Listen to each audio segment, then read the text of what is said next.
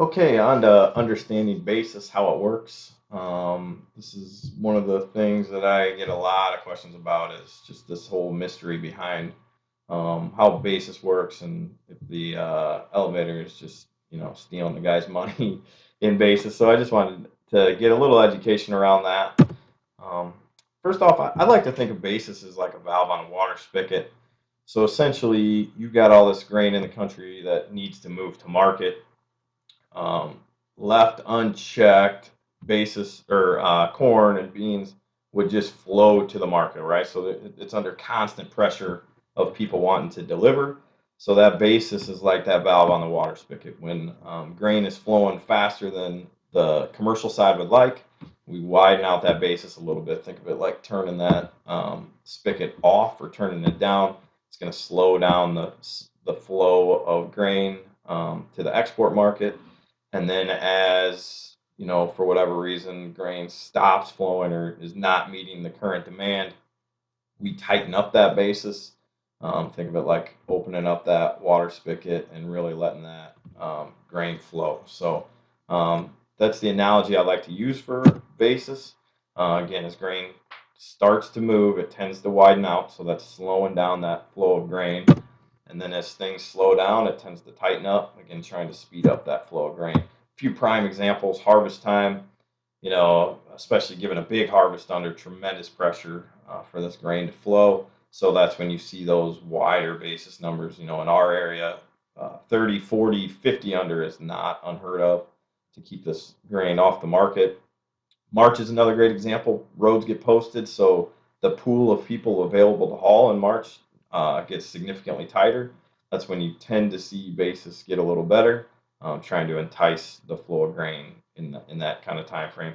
Planning, same thing. When you guys are in the behind the planters or in front of the planters there, we're having trouble sourcing any grain to the export market, so you tend to see that basis tighten up a little bit. Late summer, a lot of times can go either direction. Stocks get tight, and we need grain to hit this export market. You'll see that basis number. I mean, sometimes really significantly pop, get better.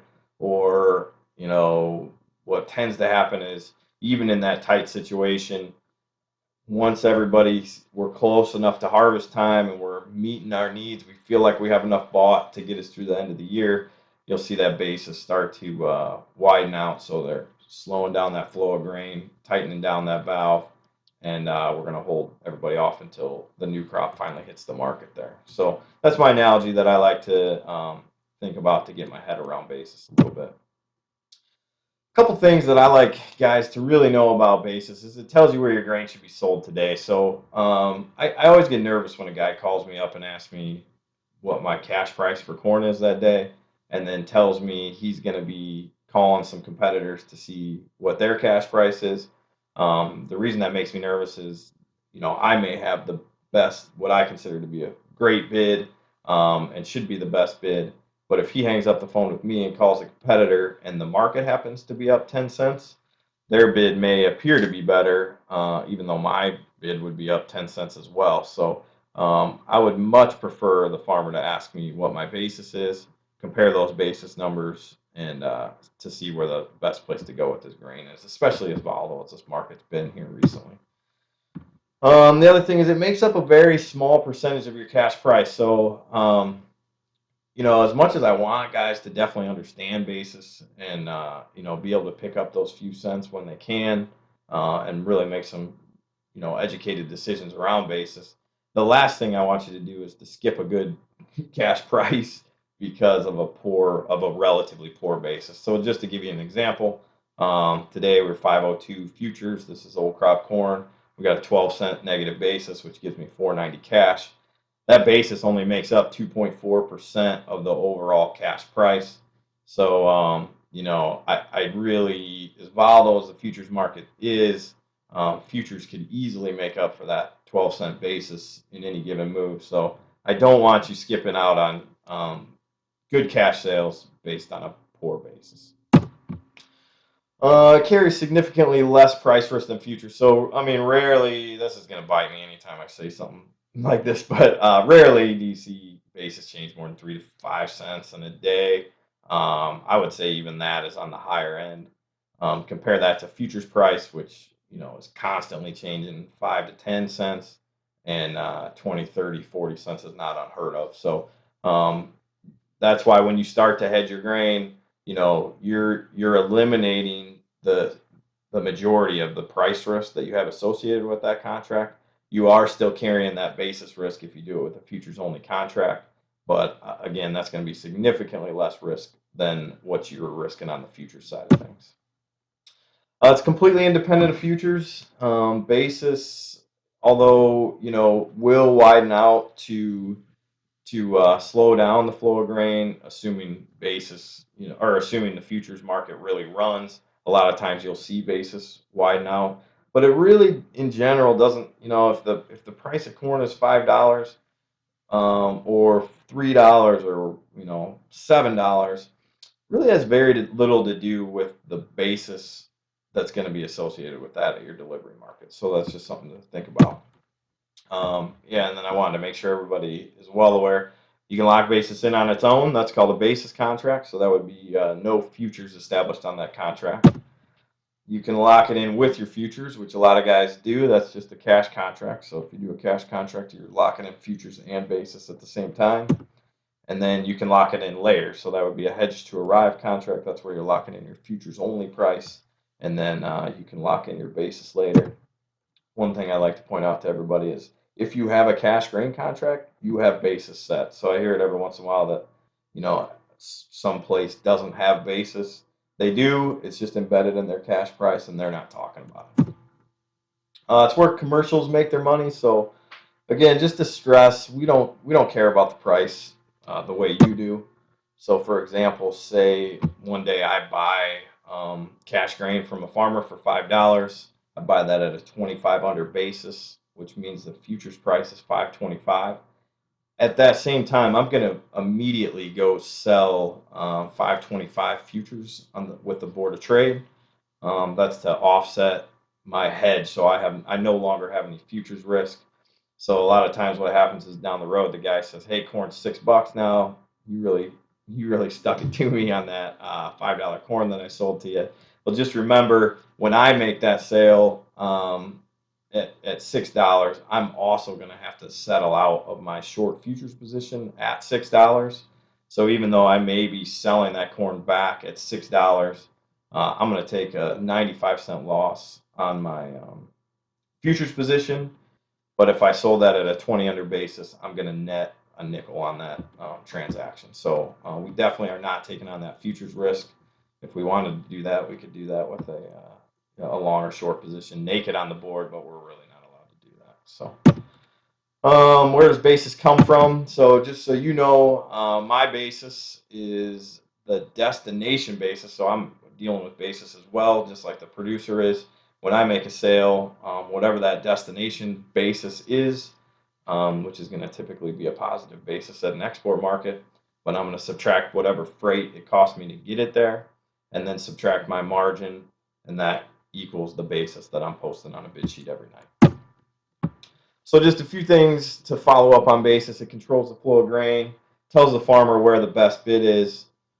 Keep in mind, I can't stress this enough, although it's important to understand it really in the end makes up a very small percentage of those cash sales. Carries less risk than futures market, can be locked in before or after at the same time as the futures on a cash contract. And commercial elevators really only care about the basis. So we wanted to do a little discussion on hedge to rise versus cash for new crop, corn and soybeans. This is a picture of our bid sheet from April 9th. I asked everybody to look over those basis numbers and tell me which basis numbers are good, which basis numbers are bad. So the ones that came out was that fall corn at 25 under, fall of 14 on the left. Guys weren't real impressed with that. Guys were okay with that December 12 under basis.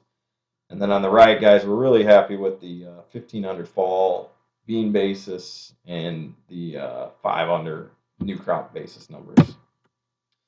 So I want to talk a little bit about what is a good basis, because they can be pretty, just just arbitrary.